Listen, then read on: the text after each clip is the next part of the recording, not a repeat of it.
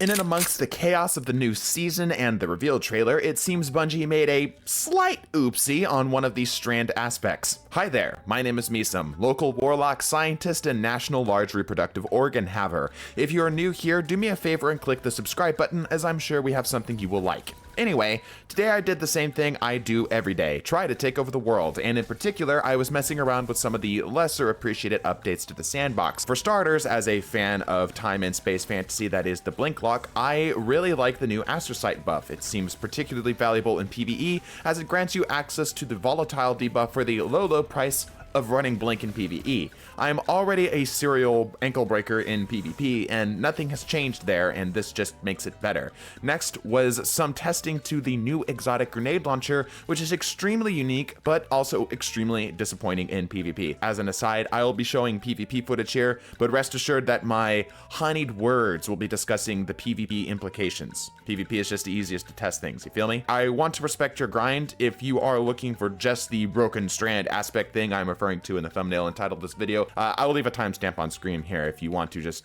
quickly grab the data to the subtler changes. However, stick with me. Rolling right along, we've tested the new damage drop-off ranges for the new change that decouples the zoom and range. In general, you can expect auto rifles, pulse rifles, and hand cannons to hit about, I would argue, 3 to 5 meters further, and for autos, they feel like they have a much slower drop-off than before, but that could just be the dopamine talking. Next, we moved on to the barricade health change and found that the reduction to be pretty noticeable, especially with this season as we have anti-barrier auto rifles, which promises to shred through any barricade spammers you encounter in things like trials. Knockout now has less damage, which most titans likely won't notice. Thunderclap now no longer consumes your melee upon the cast and instead waits for you to actually release the melee for some strange circumstances where you might actually need that melee and you got killed in the process. Whisperer Bonds, the stasis fragment, now grants an orb of power on frozen target kills as opposed to what used to be just a flat super energy that it would give. This is a really subtle change that brings this previously C tier fragment into A or S tier depending on your build. Hunter's Strand Super now has a slight increase in resistance, which in practice won't likely change much. It also has less rise or less lift on its heavy attack, making it just a little bit easier to use. Its Shadow Clone Jitsu also now lasts slightly longer, and as a nice quality of life change, it doesn't trigger ally aim assist, which is particularly noticeable on controllers. Warlock's Wanderer aspect that changes its tangles and that it throws into a suspension bomb can now be triggered from simply shooting them. Again, quality of life change. This aspect I feel like is just a little bit slept on, so this is nice. And this is where things started to get interesting. Marksman, my favorite personal test dummy for sandbox changes, accidentally activated the new Hunter aspect Whirling Maelstrom, which killed me in a few seconds after a whopping 10 seconds of being active.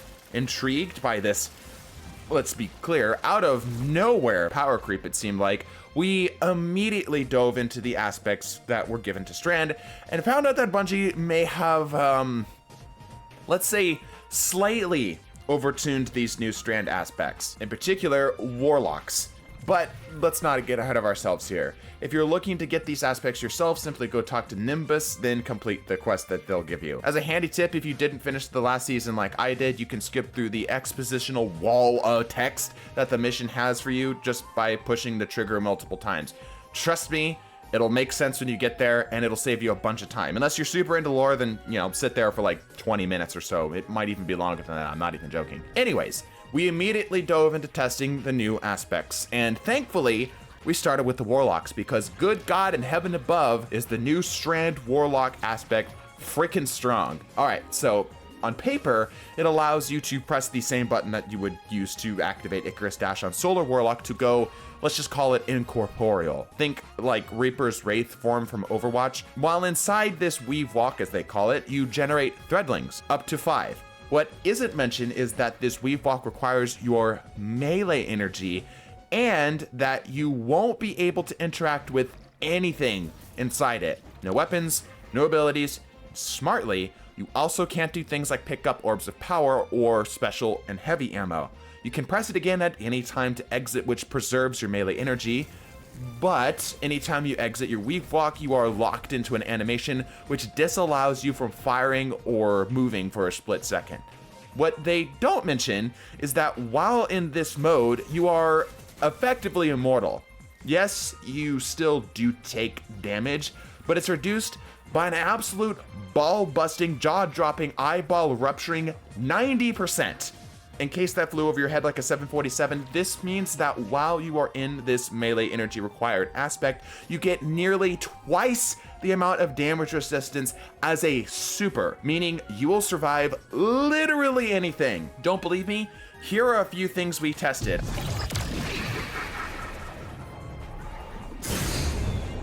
Pretty nutty, right?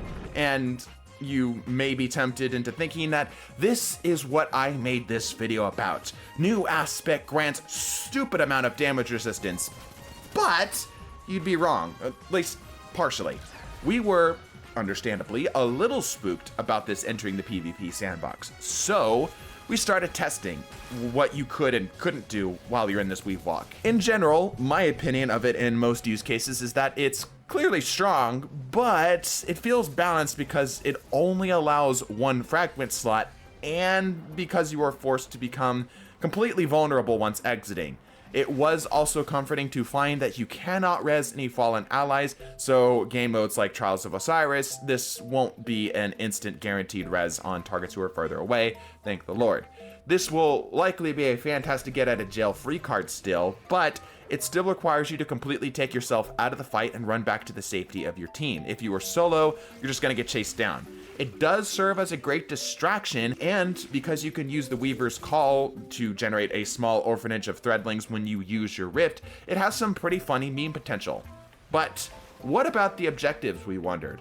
First off, we popped our Wraith form Warlock onto a zone in control, and sure enough, you can still capture points, which we felt was maybe a little unfair, but nothing could have prepared us for what we tried next. Out of pure morbid scientific curiosity, what if, we asked, we tried to pick up the spark in Rift with this active? We walked over and were frightened to find, yes, you can effectively give the invincible Warlock the spark with literally 0 movement penalties.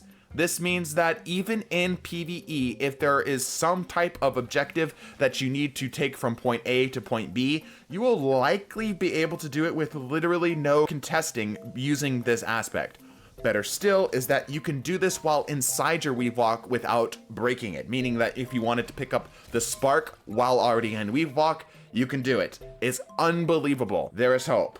While you likely won't be able to kill the Warlock in their weave walk, you can crowd control them. Suspend, suspension, freeze, all works on the Warlock, so it might be worth either avoiding Rift like the plague until this is fixed, because it will be fixed, or make sure you have one of these abilities on hand for when they inevitably approach your spark, like I approach a bag of cheese in the fridge at 3 a.m. Oh, and you also get to do this infinitely in Mayhem because of the fast recharge on your melee, so, you know, that's a thing. Let's end on a high note, shall we? Titan's new aspect is very fun and quite unique as well.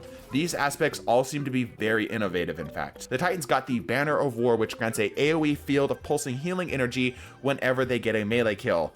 Any type of melee kill. This includes both glaives and swords, which makes for a really cool Spartan on the front line type playstyle. Allies inside your healing field can increase the duration and speed of the healing pulses simply by getting kills. It seems to be about 5 seconds in PvP, where it'll increase a little bit further. You can also get this benefit as well. You also get a flat bonus to your melee damage just after 1 kill. I recommend giving this a go with the ACD0 feedback fence and a glaive, because the ACD0's got a healthy change as well. I would love to hear what builds you are going to be trying for the season. Subscribe and stuff. I'll be streaming this Saturday here on YouTube at 12 p.m, and I hope to catch you there. Bless your faces, and deuces.